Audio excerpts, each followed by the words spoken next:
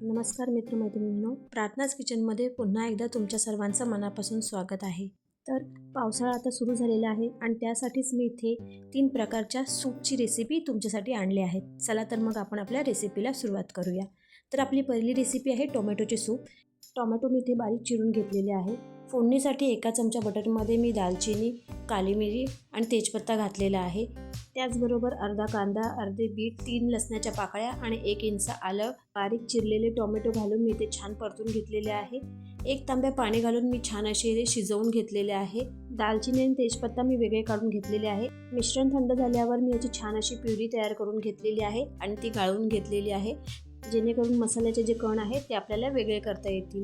छान अशी प्युरी आपली तयार झालेली आहे. आता एका भांड्यामध्ये आपण ही प्युरी घालून घेणार आहोत आणि त्याच्यामध्ये आपण घालणार आहोत 1 चमचा साखर, 1 चमचा तिखट, चवीनुसार मीठ आणि 1 चमचा टोमॅटो केचप. छान आता ही प्युरी आपण स्मूथ टेक्स्चर येईपर्यंत उकळवून घेणार आहोत. एक 10 मिनटं छान उकळवून झाल्याच्या नंतर हे बघा, आपले होममेड टोमॅटो सूप इथे तयार झालेले आहेत. छान फ्रेश क्रीमचे टेक्स्चर इथे द्या आणि गरम गरम सूप सर्व करा. आपली पुढची रेसिपी आहे गाजराचे सूप. त्यासाठी मी इथे गाजर स्वच्छ धुवून छान असे सोलून घेतलेले आहे. सोलून घेतलेले गाजर आपण इथे कट करून घेणार आहोत. फोडणीसाठी मी इथे कुकरच्या भांड्यात घातले आहे 1 चमचा तेल, बारीक चिरलेले आले, बारीक चिरलेले लसूण आणि अर्धा बारीक चिरलेला कांदा. आता हा मी इथे छान असा परतून घेणार आहे. त्यानंतर मी इथे कापलेले गाजराचे तुकडे घालणार आहे. त्याचबरोबर मी इथे घालणार आहे कोथिंबिरीच्या काड्या. त्याही आपल्याला छान असं इथे परतून घेणार आहे. 1 तांब्या पाणी घालून त्याच्याबरोबर मी इथे घातलेले आहेत चवीनुसार मीठ आणि ह्या कुकरला मी इथे 2 छान अशा शिट्ट्या काढून घेणार आहेत. मिश्रण थंड झाल्यावरती मी एका मिक्सरच्या भांड्यात हे सर्व मिश्रण काढून त्याची बारीक अशी प्युरी तयार करून घेतलेली आहे. ही प्युरी मी एका पॅनवरती घालून छान अशी परतून घेतलेली आहे. परतून घेताना मी ह्याच्यामध्ये अर्धा ग्लास पाण्याचा वापर केलेला आहे, जेणेकरून छान अशी ती शिजली जाईल. स्मूथ टेक्स्चर येईपर्यंत आपण इथे छान अशी परतून घेणार आहोत. त्याचबरोबर आपण याच्यामध्ये घालणार आहोत पाव चमचा काळी मिरी आणि चवीनुसार मीठ. 5 मिनटं छान उकळी काढल्याच्या नंतर हे पहा, आपले गाजराचे होममेड सूप इथे तयार झालेले आहे.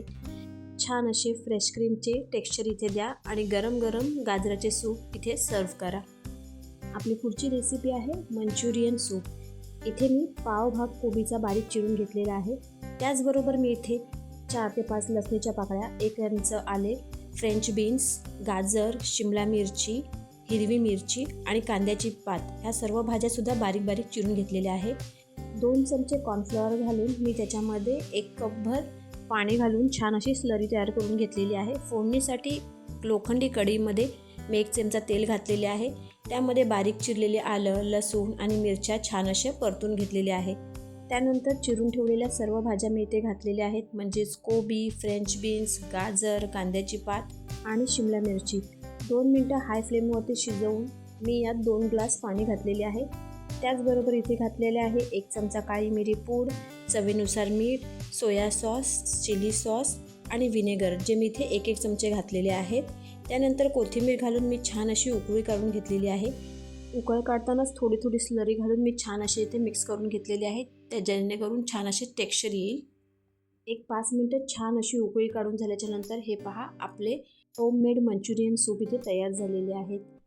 मॉन्सून स्पेशल ह्या सूपच्या रेसिपी तुम्हाला कशा वाटल्या हे मला कमेंट बॉक्समध्ये नक्की कळवा. व्हिडिओ आवडल्यास चॅनलला सबस्क्राईब आणि लाईक नक्की करा, जेणेकरून असेच नवनवीन व्हिडिओ तुमच्यापर्यंत पोहोचवता येतील. व्हिडिओ पाहिल्यास तुमच्या सर्वांचे मनापासून आभार.